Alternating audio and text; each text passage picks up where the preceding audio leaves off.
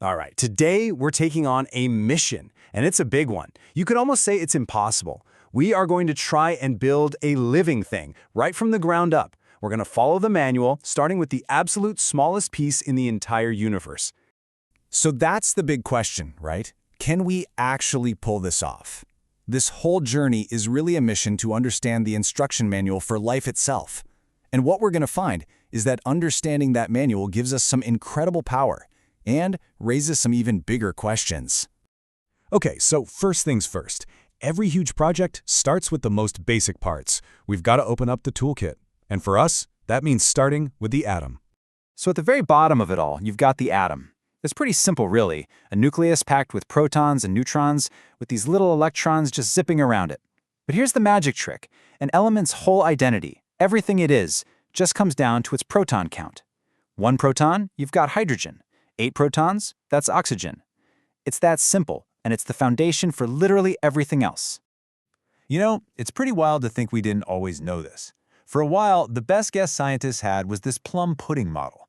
They imagined the atom was this sort of positively charged goo with negative electrons just stuck in it, like raisins. It was totally wrong, of course. We now know atoms are mostly empty space. But it's a great reminder that science is always a work in progress. So here's the thing about atoms. They're kind of needy. They don't like being on their own. They're always looking for stability, trying to complete their outer shell of electrons. And they do that by forming bonds. Either they share electrons with another atom, which is a super strong covalent bond like you see in water, or one atom just gives an electron away to another. Either way, it's all about finding stability. And all that atomic teamwork brings us to the absolute superstar of our show, water, H2O. It seems so incredibly simple, right? But its abilities are so complex that it literally creates the stage where the entire drama of life can unfold. So what's water's secret? What's its superpower? Well, it all comes down to one little thing, polarity. See, the oxygen atom is a total electron hog. It pulls the shared electrons a little closer, making its side of the molecule slightly negative and leaving the hydrogen side slightly positive. And because of that, every single water molecule acts like a tiny magnet. And the fact that every water molecule is a tiny magnet, that changes everything. It makes them stick together, creating surface tension so strong that bugs can literally walk on it. It also makes water an amazing universal solvent, dissolving things like sugar and salt, which is why our blood plasma is such a perfect delivery system. But here's what's really clever. What it doesn't dissolve is just as important. It doesn't dissolve fats, and that's the only reason our cells, which are wrapped in fatty membranes, don't just melt away. Okay, so we've got our stage, it's filled with water. Now we need the main actors to show up. And that brings us to the true MVP of life's building blocks, carbon. What makes carbon so special? Well, it's the ultimate Lego piece. It's a master connector. It can form 4 super strong, really stable bonds at the same time. This means it can build long, straight chains or complicated branch structures, or even loop back on itself to form rings. That incredible flexibility is the reason life is so diverse and complex. All right, let's zoom in on one of these carbon-based molecules for a second, one that gets a really, really bad rap. Cholesterol. I mean, you hear that word and you probably immediately think public enemy number 1, right? Well, here's the thing. Cholesterol itself isn't the bad guy. Not at all. We desperately need it to build our cells and to make essential hormones. The real issue is all about transportation. Think of LDL as the delivery truck that can sometimes cause traffic jams in your arteries. And HDL, that's the cleanup crew that comes in to clear the roads. So see, the molecule isn't the villain. It's the delivery system that gets out of whack. Okay, moving on to the real workhorses of the cell, the proteins. If a cell is a bustling factory, proteins are literally everything. They're the workers, the machines, the quality inspectors, the whole shebang. They're built from just 20 different building blocks called amino acids. But the secret isn't just the ingredients. It's the final, precise 3D shape they fold into, like a mind-bogglingly complex piece of origami. And you want to know how critical that perfect shape is? I mean, this example is it's staggering. The hemoglobin protein in your blood that carries oxygen is made of 574 amino acids, all in a perfect line. Now get this, if just one of them, number 6, gets swapped for the wrong one single mistake, the entire protein folds incorrectly. The result is sickle cell anemia, a horrible disease caused by the tiniest typo imaginable. It's an incredible lesson in just how precise life has to be. So if the proteins are the workers, who's writing the instruction manual? Well, that's where the bosses come in, the nucleic acids, DNA and RNA. Think of DNA as the master blueprint. It's priceless, so it's kept locked away for safekeeping in the cell's nucleus. RNA is like the working copy of that blueprint. It's a temporary message that travels out of the main office and onto the factory floor, the construction site, to tell the workers exactly what to build. All right, quick recap. We have our stage, we have the building materials, and we even have the blueprints. But how does anything actually get done? What makes all these reactions happen fast enough to support life? The answer is enzymes. You can think of them as the engines that make the whole factory run. See, every chemical reaction needs a little push to get started, something called activation energy.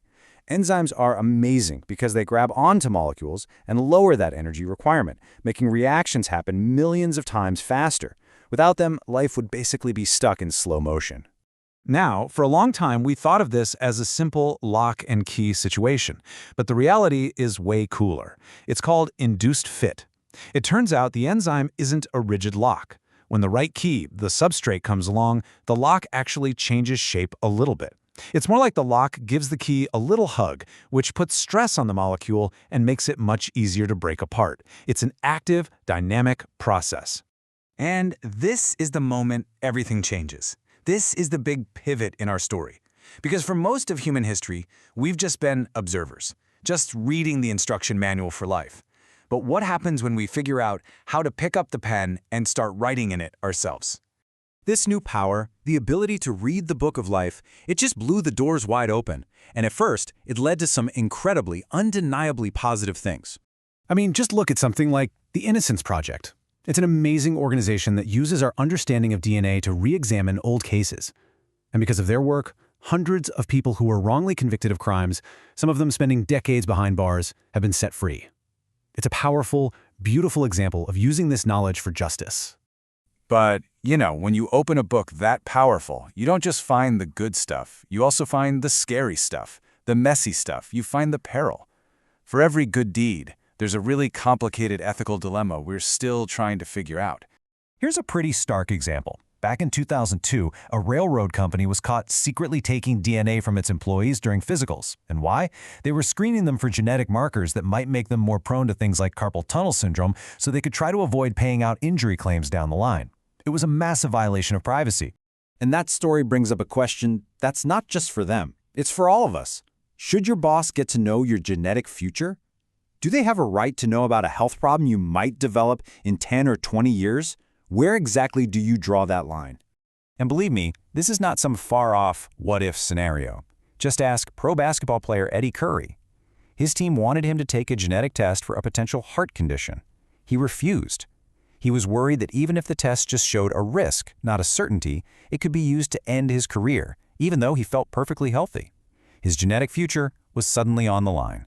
So, obviously, situations like this started to freak people out, and society had to respond. In the US, that response was the GINA Act in 2008. It's a law that basically makes it illegal for health insurance companies and most employers to discriminate against you based on your genetic information. It was a huge step toward building some guardrails around this new power. But that law didn't end the conversation, not by a long shot. Because now this whole debate has moved from the courtroom and from big corporations right into our own homes. Think about it. The technology we're talking about, this incredible power to read your own genetic code, it's not locked away in some high-tech lab anymore. You can buy a kit online, spit in a tube, and get your own genetic report back in a few weeks. This information is now, quite literally, in our hands. So that brings our whole journey, from a single tiny atom all the way to this moment, to one final, really big question for you to think about. Are we ready for this? Are we ready for a world where everyone can carry around their own personal genetic catalog?